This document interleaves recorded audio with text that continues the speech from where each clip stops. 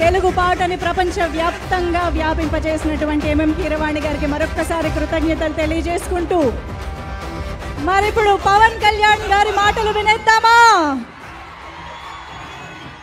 Requesting Pawan Kalyan sir to please speak.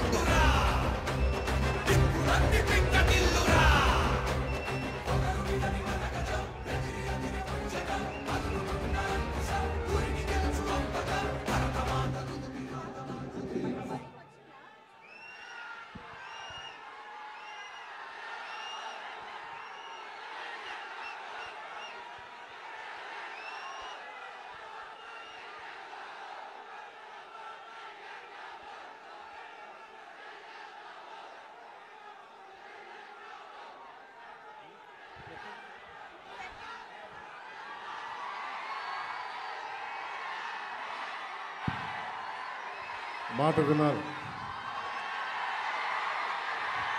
మాట చెప్తే వినాలా?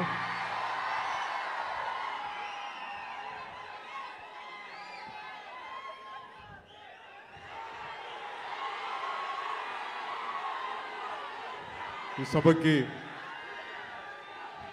హరిహర వీరమల్లు ప్రీ రిలీజ్ ఈవెంట్కి విచ్చేసిన పెద్దలు ప్రతి అందరికీ మా తోటి కూటమి ఎన్డీఏ కూటమి నాయకులందరికీ ముందుగా నా హృదయపూర్వక నమస్కారాలు. గౌరవ mayor first citizen of Visakhapatnam Shri Peela Srinivasarao గారికి మనస్ఫూర్తిగా నా హృదయపూర్వక నమస్కారాలు. అలాగే వంశీకృష్ణ యాదవ్ గారికి,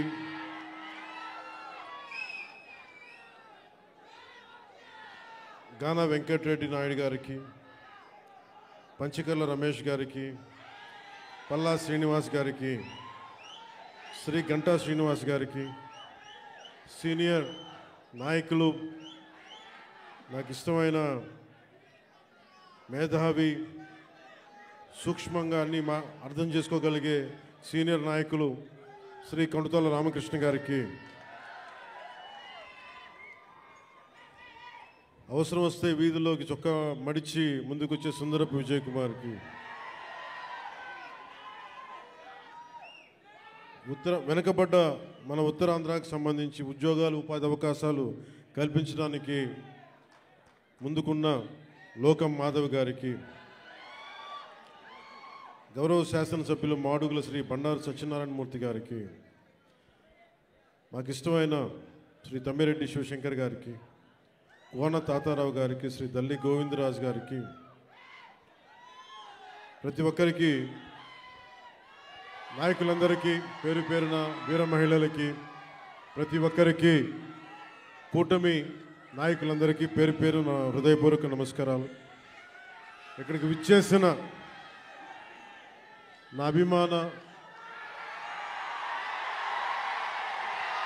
నీకు నాకు 2 గుండెల దూరం, అలాంటి మీకు నా హృదయపూర్వక నమస్కారాలు. ఒక 1000 మంది వస్తే 10 మంది కూటమి చేరితే ఎలాంటి పరిస్థితులు ఉంటాయో అనే పరిస్థితుల్లో ఎంతో శ్రమ తీసుకొని పోలీస్ అధికారులందరూ కూడా సహకరించినందుకు వారికి నా హృదయపూర్వక నమస్కారాలు చెప్పబోయే ముందు, మనకి ఈ వేదికనిచ్చిన vice chancellor Andhra university professor GP Rajasekhar గారికి నా హృదయపూర్వక ధన్యవాదాలు.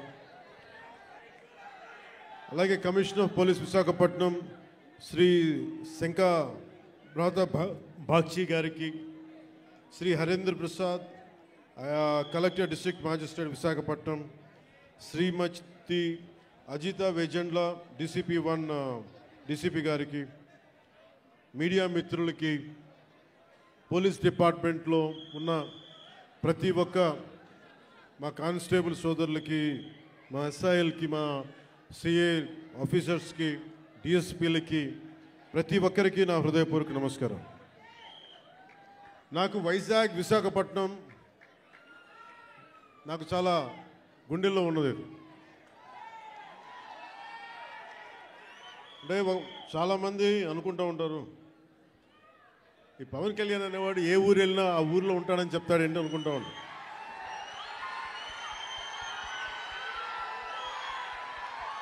సత్యానంద్ గారు,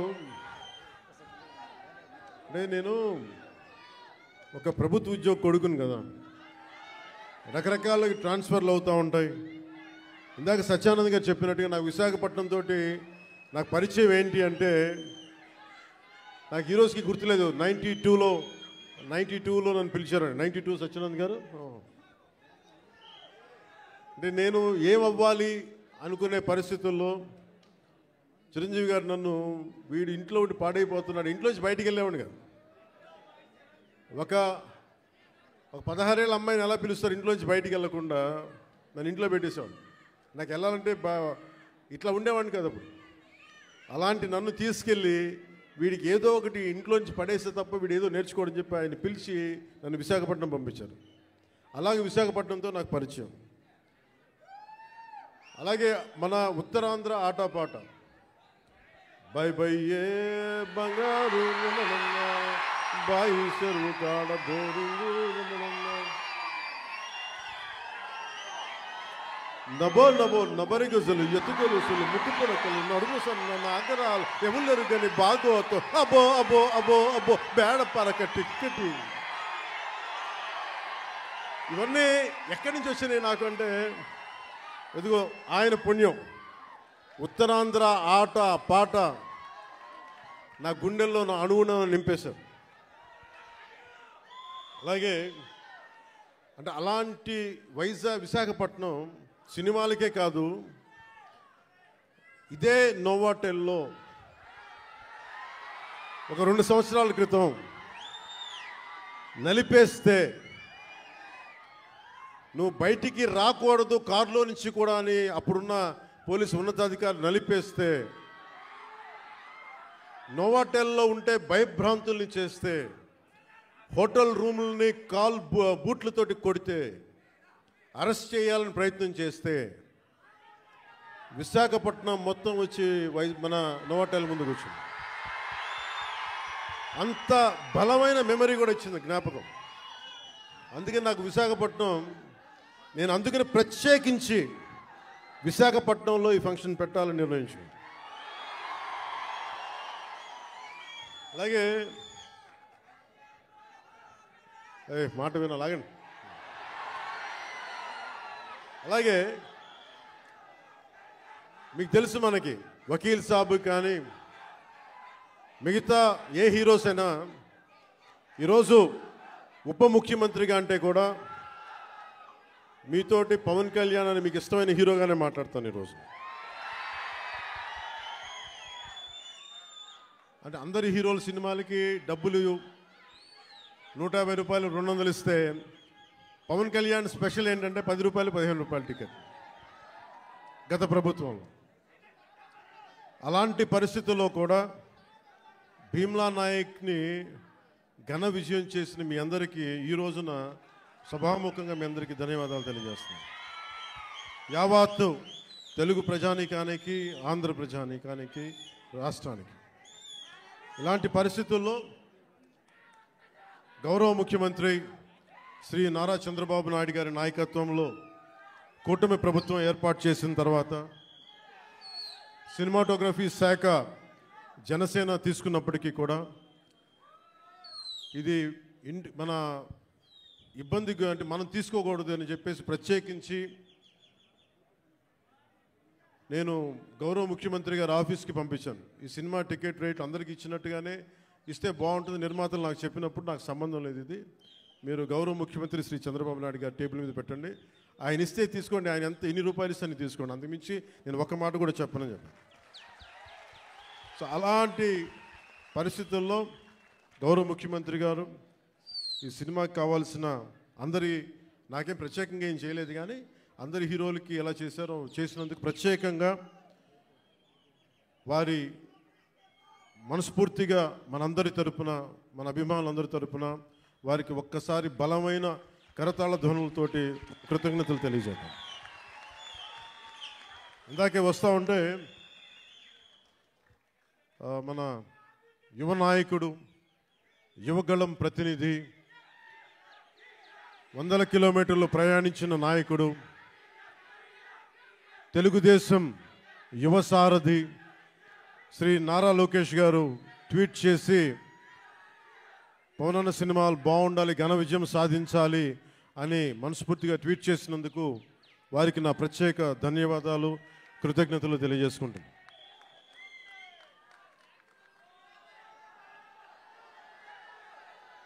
అలాగే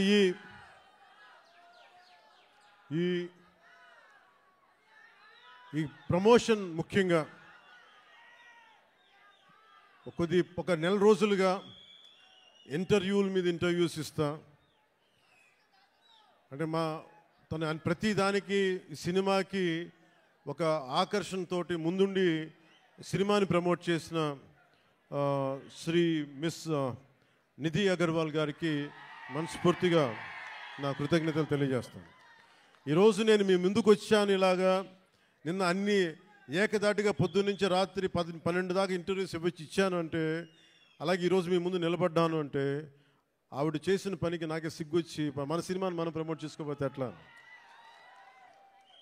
నేనేం నమ్ముతానంటే, ఇదివరకు సత్యానంద్ గారికి తెలుసు, ఎప్పుడు మన ఫోటో లేదు మీరు వేయచ్చు కదా అప్పుడున్న సినిమా పత్రికల్లో అంటే, మన సినిమా మన ముఖాలు ఎవరు వేస్తారని చెప్పి నేను అడిగితే, మీరు ఇంకా పెద్ద హీరోకి అసలు ఇంకా మీరు హీరో కాదు కదా, మీరు హీరో కూడా పెద్ద హీరో కాదు, మీకు ఏమని చెప్పేవాళ్ళు. నాకు అది అలవాటు అయిపోయింది. పబ్లిసిటీ లేకుండా సినిమాలు అవటం, మీ గుండెల్లో మీరు పెట్టుకొని గెలిపించారని విజయం ఇచ్చారు తప్ప నాకు ఎప్పుడు మీడియాతోటి మాట్లాడాలని కానీ నేను కోరుకున్నప్పుడేమో జరగలేదు. తర్వాత నాకు అలవాటు అయిపోయింది మీడియా లేకుండా సినిమాలు విజయం సాధించడం. సో అలాంటిది నేను చాలా చాలా ఆల్మోస్ట్ ఒక 96లో అక్కడమ్మా ఇక్కడ బై షూటింగ్ సినిమా రిలీజ్ అయింది.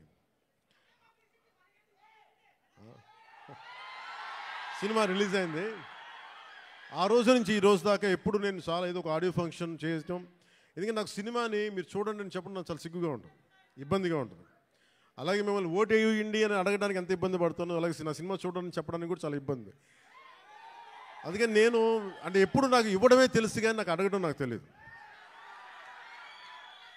ఒక డోలీలకి వెళ్ళే గ్రామాలకి రోడ్లు వాళ్ళు అడగకుండా నేను వేయించగలను. మన ప్రత్యర్థులు మన తిట్టిన పార్టీ సర్పంచులకు కూడా సమానంగా డబ్బులు పంచగలను ప్రతి సర్పంచ్కి. సో నాకు ఇవ్వడమే తెలుసు కానీ అడగడం తెలియదు. కానీ నేను అడగక్కర్లా, మీరు ఇస్తారని నాకు తెలుసు. అలాంటిది cinema I love you to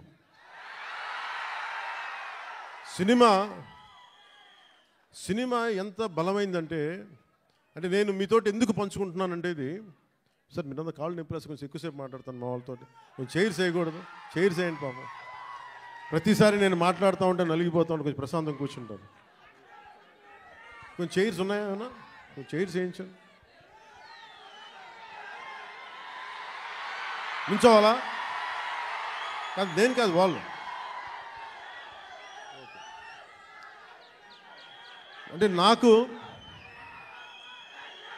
Visakhapatnam Satyanand గారు నన్ను ఇక్కడికి తీసుకొచ్చినప్పుడు నాకు యాక్టింగ్ అంటే తెలియదు, యాక్టింగ్ ఓనామాలు తెలియదు. మీరు అలసిపోయిన తర్వాత మాట్లాడతాం, మీరు అరౌండ్ ఎంతసేపు అరుస్తాం. ఈ అరుపులు, ఈ ఉత్సాహం రేపు సినిమాలకు ఉంచుకోండి, మొత్తం అలసిపోతాం.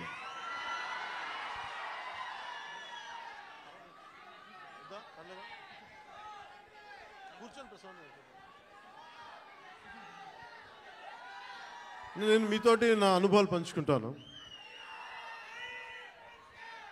అంటే నేను మీరు ఇప్పుడులా కనిపించే సత్యానంద్ గారు నాకు పరిచయం అయ్యే టైంకి నాకు బయటికి 10 మంది మధ్యలోకి రావాలంటే చాలా ఇబ్బంది ఉండేది. రూమ్లోంచి బయటికి రావాలంటే సిగ్గుపడిపోయాడు, ధైర్యం ఉండేది కాదు.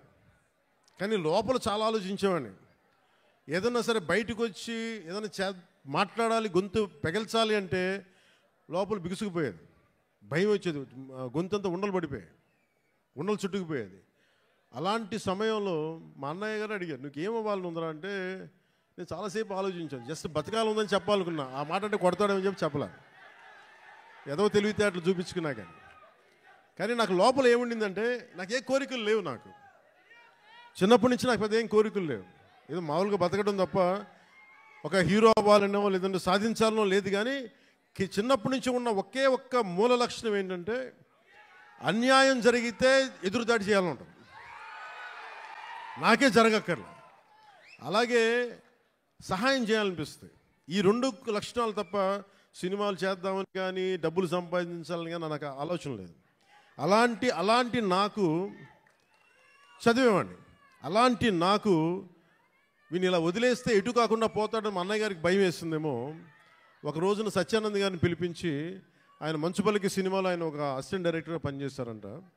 ఆయన పిలిపించి, ఈయన ఢిల్లీ నేషనల్ స్కూల్ ఆఫ్ డ్రామాలో ఆయన అక్కడ చాలా పాల్గొని నేర్చుకుని ఆయన అలాంటి వ్యక్తిని తీసుకొచ్చి నాకు నన్ను ఆయనకి అప్పచెప్పి చేయమన్నారు. ఆయనకి నేను ఎంత ఇబ్బంది పెట్టేవాడినంటే, మీరు ఒకసారి రండి సత్యానంద్ గారు, మీ కష్టాలు చెప్తాను. ఇప్పుడు దాకా తెలియదు కదా ఎవరికి నేను ఆయన ఎలా ఇబ్బంది పెట్టేవాడిని. ఆయన వచ్చి కూర్చొని చాలా డైలాగులు చెప్పేవాళ్ళు. బాబు మీరు ఇలా చదవండి, ఇలా రాయండి అని చాలా పేపర్లు ఇచ్చేవాళ్ళు. నేను రూమ్లో తీసుకెళ్ళానండి. మనం ఒక పని చేద్దాం సార్, అలా బయటికి వెళ్దారండి అని చెప్పి, మా అన్నయ్య తిడతాడని చెప్పి బయటికి తీసుకెళ్ళి, సార్ రేపు చేద్దామండి, ఈరోజు కొంచెం అలవాటు చేసుకుందాం. మళ్ళీ ఈయన కూర్చోబెట్టి చాలా పెద్దగా మాట్లాడేస్తే నాకు సిగ్గు అనిపించేది, కొంచెం చెమటలు పట్టేసాయి. అలాంటి నెమ్మదికి ఈయన మభ్య పెడితే మెడ్రాస్లో చెన్నైలో పని జరగట్లా. ఒక 1 నెల రోజులు చూశారు. ఈయనకి అర్థమైపోయింది, ఈయన ఇక్కడే ఉంచితే వీడు ఏ పని వీడు చెయ్యకపోగా నన్ను కూడా చెడగొట్టేస్తాడని భయం వేసింది అనుకుంటా. ఆయన ఏమనేవాళ్ళు చూస్తూ ఉండేవాళ్ళు. సో నన్ను ఫైనల్గా ఏం చేశారంటే, మా అన్నయ్య చిరంజీవి గారికి ఏం చెప్పారంటే, తమ్ముడిని నేను విశాఖపట్నం తీసుకెళ్తానండి, అక్కడ కొంచెం నాకు టీం అంతా ఉంటుందని. అని తీసుకెళ్ళి నన్ను ఇక్కడ పడేశారు. మధ్యలో పడేస్తే నేను ఈయనంటారు కూర్చోబెట్టి నడిచే డ్యాన్సులు చేసే ఇవంటే నాకు సిగ్గుతో చచ్చిపోయేవాడిని. ఎలారా వీళ్ళందరూ యాక్టర్స్ అవుతారు, ఎలారా వీళ్ళందరూ చేస్తారు అనుకునేవాడిని. మరి మెల్లిగా నా చేత కొంచెం సిగ్గు, చిన్న మ్యూజిక్ ఫస్ట్ నాకు నేర్పించిందల్లా ప్రారంభించింది సరస్వతి నమస్తుభ్యం అనే ఒక ప్రార్థనతోటి నాకు నా నటనా శిక్షణ మొదలైంది. అందుకే సరస్వతి దేవికి అని నాకు ఈ రోజుకి గుర్తు. ఆయన సరస్వతి ప్రార్థన రోజు పొద్దున్నే చేయించి నాకు క్లాసెస్ పెట్టేవాళ్ళు, ప్రారంభించేవాళ్ళు.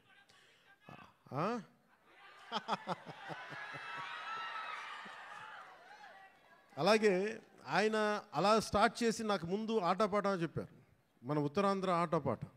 అవి నాకు చాలా ఇంట్రెస్ట్ వచ్చింది.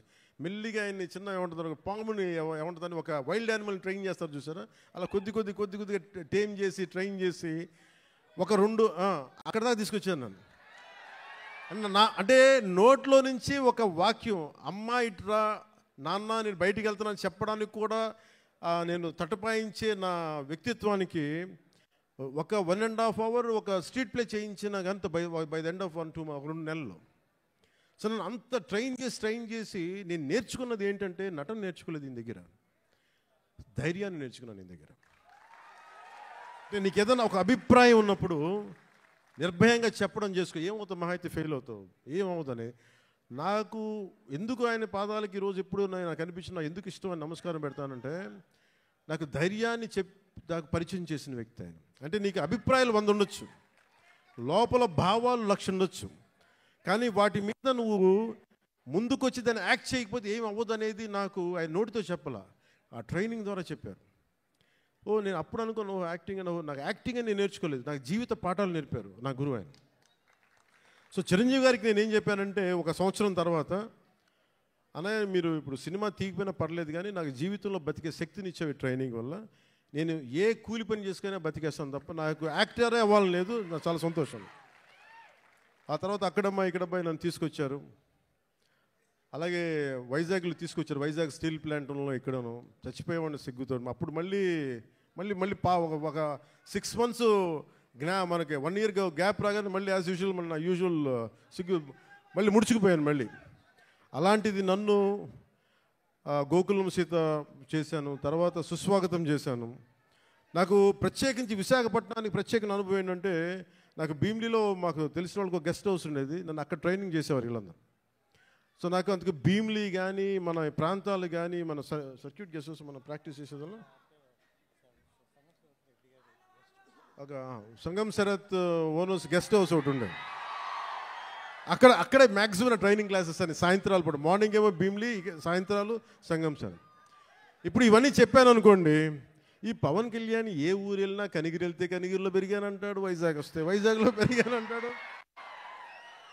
కానీ నేనేం చేస్తాను, అందుకే నా పేరు పవనం, నేను తిరుగుతూ ఉంటాను, వెళ్తూ ఉంటాను.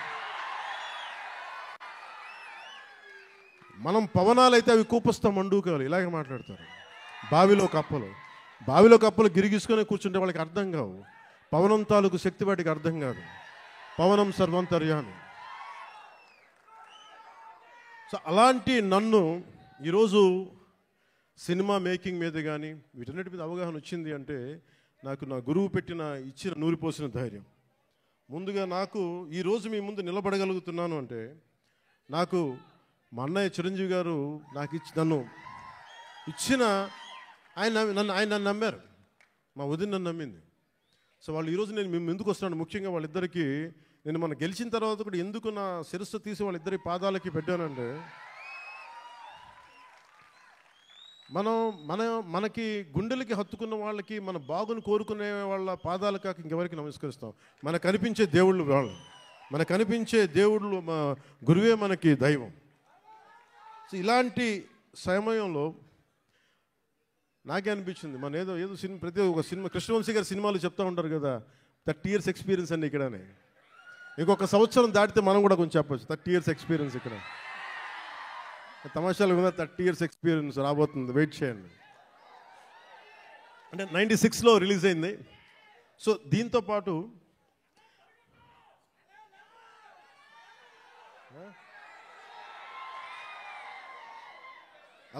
అలాంటి నాకు యాక్టింగే కష్టం అనుకుంటే మళ్ళీ నా అవసరాలు అంటే నేను బాగా చదివేవాడిని, అంటే అందరిలాగా కాలేజీకి వెళ్ళలేదు, కానీ చాలా విపరీతమైన పుస్తక పఠనం ఉండేది. దాని ద్వారా నాకు ఏమనిపించిందంటే మేధోశక్తి చాలా అవసరం. కానీ నాకు ఫిల్మ్ మేకింగ్ మీద, సినిమా క్రాఫ్ట్మెన్షిప్ మీద ఇవన్నీ నాకు ఇంట్రెస్ట్ వచ్చి స్క్రీన్ ప్లే రైటింగ్ కావచ్చు, స్టోరీ రైటింగ్ కావచ్చు, లేదంటే డైరెక్షన్ కావచ్చు, టెక్నికల్ ఆస్పెక్ట్స్ కావచ్చు, ముందు ఇవి అలవాటైనాయి, తర్వాత యాక్టింగ్. అందుకని మీరు చూస్తే నా యాక్టింగ్ కూడా చాలా మంచి నటుల్లాగా క్యారెక్టర్ మారిపోను. మ్యాక్సిమం నేనేం కోరుకుంటానంటే నేను రియల్ లైఫ్లో ఏం చేయగలనో దానికి దగ్గరగా ఎత్తుక్కుంటాను. అన్నీ చేయలేకపోవచ్చు కానీ కొంతవరకు మ్యాక్సిమం నేను నిజ జీవితంలో ఏం చేయగలిగానో అవి చేస్తాను. అలాగా ఈ సినిమాకి సంబంధించి బిగ్గెస్ట్ నాకు బ్లాక్ బస్టర్ ఇచ్చిన ఏఎం రత్నం గారు ఖుష్ అనే కోరికతోటి డైరెక్టర్ క్రిష్ గారు ఒక 2019 ఇప్పుడు 18 ఆ సమయంలో నాకు ఒక కథ చెప్పి, అది నేను 2019లో ఓడిపోయిన తర్వాత ఈ సినిమా ఒక్క నిమిషం ఇబ్బంది కొంచెం చాలు ప్లీజ్ సార్, అది వినాలి, మనవాడు చెప్తున్నాడు, అది వినాలి. అంటే ఇలాంటి సమయంలో నాకు ఒక కథ చెప్పి ఒక పీరియడ్ ఫిలిం అని చెప్పి చాలా ఇబ్బందులు పడ్డాం. అది 2 కరోనా సీజన్స్ వచ్చినాయి, 2 కరోనా వేవ్స్ వచ్చినాయి, నలిగిపోయాం. తర్వాత మీకు తెలుసు విశాఖపట్నం గొడవలు, తర్వాత గౌరవ ముఖ్యమంత్రి గారిని మనకి రాజమండ్రి ఎపిసోడ్ మీకు తెలుసు. వీటన్నిటి వల్ల సినిమా 3వసారి మన రాజకీయ పరిస్థితుల్లో లేట్ అయింది. అందుకని ఈ సినిమాకి ప్రత్యేకించి వచ్చినప్పుడు నేను ఉప ముఖ్యమంత్రిగా బాధ్యతలు తీసుకున్న తర్వాత కూడా సడన్గా మన పార్టీ ఆఫీస్ కోతవేటు దూరంలో ఉన్న అక్కడ ఉన్న స్థానికంగా మనం మిడ్ వ్యాలీ స్టూడియోస్లో మిడ్ వ్యాలీ స్థలాన్ని స్టూడియోగా మార్చుకొని నేను ఈ సినిమాని ఓజీని రెండింటిని కంప్లీట్ చేశాను. అంటే ఎక్కడా కూడా మనం తీసుకున్న శాఖలకి ఇబ్బంది లేకుండా, అది పంచాయతీరాజ్ శాఖ కావచ్చు, ఫారెస్ట్ డిపార్ట్మెంట్ కావచ్చు, ఎన్వైర్న్మెంట్ కావచ్చు, వీటన్నిటికీ ఇబ్బంది కలగకుండా ఈ సినిమాని ఫినిష్ చేశాం. మధ్యలో ఈ మూల కథని కానీ ఒక బలమైన శాతం, అంటే దాదాపు ఒక 30% 40% దాదాపు 30% ఆ సినిమాని కృషి డైరెక్ట్ చేసినట్టున్నారు. ఆయన మొదలుపెట్టిన ఈ కథని చాలా మధ్యలో ఆయన కొన్ని వ్యక్తిగత కారణాలు కావచ్చు, మిగతా ఇతరత్ర కారణాల వల్ల ఆయన ప్రాజెక్ట్ నుంచి పక్కకి వెళ్ళిపోయినప్పటికీ కూడా ఆయన ఎప్పుడు ఈ ప్రాజెక్ట్ ముందుకెళ్ళాలని కోరుకున్న ఒక మంచి దర్శకులు ఆయన. క్రిష్ గారికి మీ అందరూ మనస్ఫూర్తిగా ఈ రోజున మనం ఇక్కడ ఉన్నామంటే దీని మూల కారకుడు ఆయనకి మనస్ఫూర్తిగా మనం ధన్యవాదాలు తెలియజేయాలి.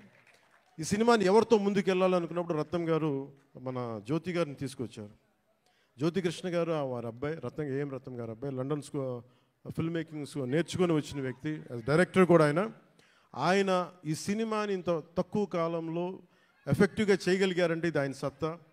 తర్వాత కృష్ణ గారు రాసిన ఒరిజినల్ స్క్రీన్ ప్లేకి ఆయన మార్పులు చేర్పులు అన్నీ పట్టుకొచ్చి చాలా పగడ్బందీకి ఈ రోజున 2 గంటల 34 నిమిషాలు అనుకుంటాను, అపార్ట్ ఫ్రమ్ మిగతా అన్ని టైటిల్స్ పక్కన పెడితే చేయగలిగారంటే దానికి జ్యోతి కృష్ణ గారు తీసుకున్న విపరీతమైన శ్రమ.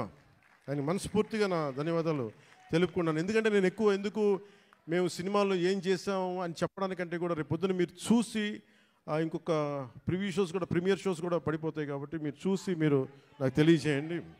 ఎందుకంటే నాకు ఎప్పుడు కూడా మన సినిమా బ్లాక్ బస్టర్ అయిపోద్ది, మన సినిమాలు రికార్డులు బద్దలు కొట్టేస్తాయి, మన సినిమా ఆ సీన్ అద్భుతంగా ఉంటుంది నాకు చెప్పడానికి ఏంటంటే కొంచెం ఇబ్బంది ఉంటుంది.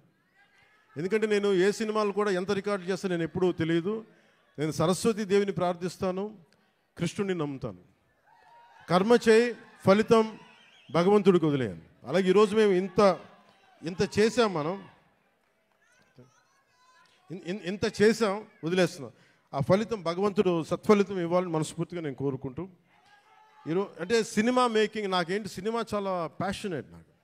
అలాగే నాకు ఈరోజు నేను ఒక టెరానికల్ అంటే ఒక నియంత్రణ పోకడలతో ఉన్న ఒక ప్రభుత్వాన్ని ఎదుర్కోగలిగామంటే ఆ శక్తి సంపద మీరిచ్చింది, నాకు సినిమానిచ్చింది.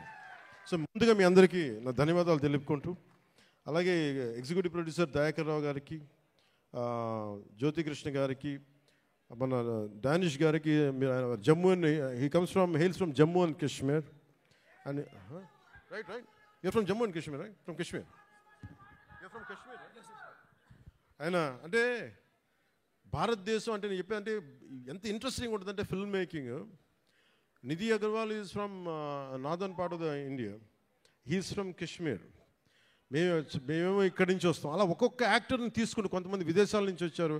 అంటే ఫిల్మ్ మేకింగ్ సినిమా అనేది దీనికి కులం లేదు, మతం ఉండదు, race, religion, region, linguistic barriers ఏముండవు. మేమందరం కూర్చొని దేనికి పనిచేస్తామంటే మీకు ఆనందం కలిగించాలి. ఒక బలమైన కథ చెప్పేటప్పుడు మీరు థియేటర్లో కూర్చొని ఇలా కొట్టి బాగుంది ఆహా అనిపించాలి, దానికోసం ఒక ప్రయత్నం చేస్తాం అందరం. నేనంటే కదా ఏ హీరో అయినా సరే, ఏ ఫిల్మ్ మేకర్ అయినా సరే, ఇలాంటి మేమందరం కష్టపడుతున్నప్పుడు నాకు చాలాసార్లు అనిపించేది ఈ సినిమా సరిగ్గా రూపుదిద్దుకుంటుందా ఎట్లా ఉందో ఇప్పుడు ఒక భయం ఉండేది నాకు. కానీ ఎప్పటికప్పుడు ఒక చిన్న ట్రైలర్ రిలీజ్ చేసి కృషి గారు దాని మ్యూజిక్ నాకు ఎప్పుడు ఒక జీవాన్ని పోసేది. ఈ రోజున సినిమాని ఇంత బలంగా మనం ఒక బలమైన పాజిటివ్ నోట్ ఉంది అంటే ఈ సినిమాకి నాలాంటి హీరో కంటే వీళ్ళందరికంటే కూడా దీన్ని నమ్మిన వ్యక్తి academy Oscar winner Shri Keeravani గారు, ఎంఎం కీరవాణి గారు. అంటే ఆయన కనుక సినిమాకి డైరెక్షన్ లేకపోతే ఈ సినిమా ఇంత అద్భుతంగా వస్తా నాకైతే సందేహం. ఆయన లేకపోతే, కీరవాణి గారు లేకపోతే హరిహర వీరమల్లు అనే సినిమా లేదు. మేము ఎంత గొప్ప కథ చేసినప్పటికీ, మేము ఎంత బాగా నేను యాక్ట్ చేసినప్పటికీ దాన్ని ఆ ఎమోషన్స్ని సరిసమానంగా దాన్ని ముందుకు తీసుకెళ్ళగలిగే నేపథ్య సంగీతం కానీ సాంగ్స్ కానీ లేకపోతే అది దానికి ఆ శక్తి సరిపోదు. అలాంటిది ఆయన ఇలాంటి మన అలాంటి ఒక ఆస్కర్ అవార్డు గ్రహీత మన విశాఖపట్నంకి వచ్చి లేదంటే మన హైదరాబాద్కి వచ్చి అక్కడ శిల్పకళ వేదిక కావచ్చు, ఇక్కడ మన ఈ వేదిక కావచ్చు, ఇక్కడికి వచ్చి చేస్తున్నారంటే ఒక అకాడమీ అవార్డు విన్నర్ మన దగ్గరికి వచ్చి మన ఆడిటోరియంస్లో కూర్చున్నట్టు అది మనందరం చేసుకున్న అదృష్టం, మన భారతదేశం చేసుకున్న అదృష్టం. అంటే మాకు తెలుగు పాట అది నాటు కదా, నాటు అని చెప్పి ఒక పాట కొడితే దానికి ఆస్కార్ వస్తుందా అని మనం ఎవరైనా సరే జ్యోతిష్యం చెప్తే నమ్ముతాం. బట్ కానీ దాని శక్తి రాజమౌళి గారు లాంటి దర్శకులు కావచ్చు, దాన్ని తీసుకెళ్ళిన రామ్ చరణ్ గారు, జూనియర్ ఎన్టీఆర్ గారు కావచ్చు, అంటే ఇంతమంది కలయికతోటి వాళ్ళందరూ బలంగా వేయగలిగారంటే మనం సంగీత దర్శకుడు అనేవాడు బలమైన అసలు రక్తి కట్టించగలిగే సంగీతాన్ని ఇవ్వలేకపోతే దానికి చంద్రబోస్ గారు లాంటి ఒక లిరికల్ రైటర్ దానికి సరైన లిరిక్స్ అందించకపోతే అది ముందుకెళ్ళదు. అలాంటిది మనకి ఇద్దరు ఆస్కర్ విన్నర్స్ ఉన్నారు. వాళ్ళని Chandrabose, the other one is Shri MM Keeravani గారు. మనందరం కూడా చాలా చాలా ఒక తెలుగువాడిగా కాదు, ఒక భారతీయుడిగా మనందరం చాలా గర్వపడాల్సిన విషయం. సో అలాంటి దర్శకులు, సంగీత దర్శకులు మన హరిహర వీరమల్లుకి నిన్న రాత్రి చూశాను మొత్తం. కొంచెం అన్ని నేను రీల్స్ టెస్ట్ చేస్తాను ఫస్ట్ టైం చాలా సంవత్సరాల తర్వాత. ఖుషి తర్వాత మళ్ళీ నేను ప్రతి రీల్ చూడడం, ఎందుకంటే నేను సడన్గా డబ్బింగ్ తర్వాత సినిమాలు చూడండి, నాకు భయం సినిమాలు చూడాలంటే. ఇందులో డైలాగులు ఉండవు, యాక్షనే ఉంటుంది.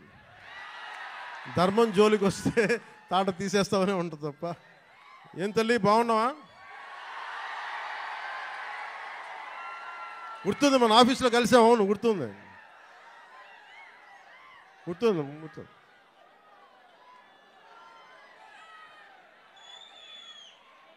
మాట్లాడదాం. ఈతమాను ఇల్లు కాదు, తాటిమాను తావు కాదు, తగిలినోడు మొగుడు కాదు, తగరము బంగారు కాదు. అంటే ఇది మన ఉత్తరాంధ్రాదికి చాలా దగ్గరగా ఉంటుంది. అందుకే నా చేత పాడించారు అనుకుంటా బహుశా కీరవాణి గారు.